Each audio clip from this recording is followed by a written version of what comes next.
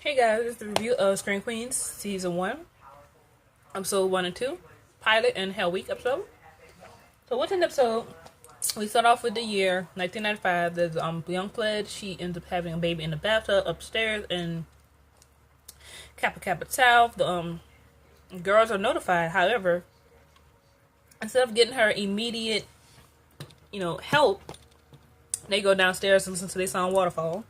And thus the girl ends up dying from bleeding to death. Screen over to 2015. We have the new leader of Kappa Tau, Miss Chanel. She has her 3 minions, and instead of, asking her name, she calls them Chanel number 2, 3, I think she said 5. Because I think 4, something was wrong with 4 or something. Anyway. The dean, who is played by Scream Queen herself, Jamie Lee Curtis, she is tired of these sororities and the effects they have on young women.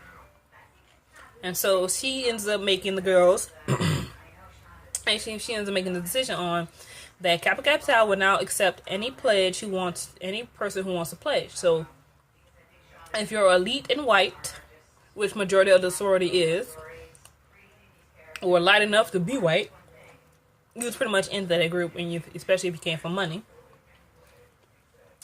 And so the people who are now left is Grace. Her mother was a pledge, but she don't know her mother was the one that died in the bedtime. Zendaya, Leah Michelle's character known as Neckbrace, Deaf Taylor Swift, and this other girl was a little bit on the chunkier side. So within this episode, Ariana Grande's character dies. Miss Bean dies. That's the maid who Chanel refers to as a white mammy. So obviously we know from this show, and because they're in sorority, some of these girls are obviously, especially Chanel's type, they're racist. Which makes sense because some of these sororities, if you've ever seen those sorority and fraternity theme parties, they have some of these white colleges. They do very stereotypes of various races of people. I've seen some of blackface. I've seen some of Mexicans. I've seen one of Asians and Native Americans. It's just like racist. And the fact that Ryan Murphy puts it into this show on with other situations of how he puts I like the way when creators of shows put stuff that actually happens in real life into their show, and it's like they're taking an issue that's actually there and they're bringing it forth to your light, but not to make it too serious. He also has, because it's Scream Queens, we also have this sort of horror movie feel to it, but then it's also comedic at points, because like the scene with Ariana Grande, who literally dies via text messages instead of just using her phone to seriously dial 911. She's text messaging the killer, then tries to send a tweet talking about help me. But that's also funny because of the fact that majority of our generation, my generation, the ones after me, we're so much on our phones all the time that majority of us can't even conversation. We'll be in the same room, but we're sitting here texting each other when we could just actually say something to another. So the fact that he's putting all these issues into this show, putting his little twist on it, I think it makes for a very good show. It's not too horror movie because, it's on Fox. It's not American Horror Story, which is on FX, which he could do a little bit more deeper and darker stuff on it.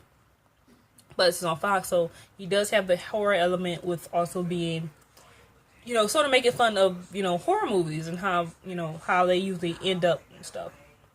So in episode 2, Hell Week, they make the girls go through this Hell Week through, try to prove their worth of pledging or whatever. And Miss Bean and Ariana Grande, episode 1, Deaf Taylor Swift ends up dying because they decided to bury these girls into the ground with only their head for all night. I'm sorry. Nobody's going to bury me in the ground. That's not going to happen. So Deaf Taylor Swift dies via lawnmower.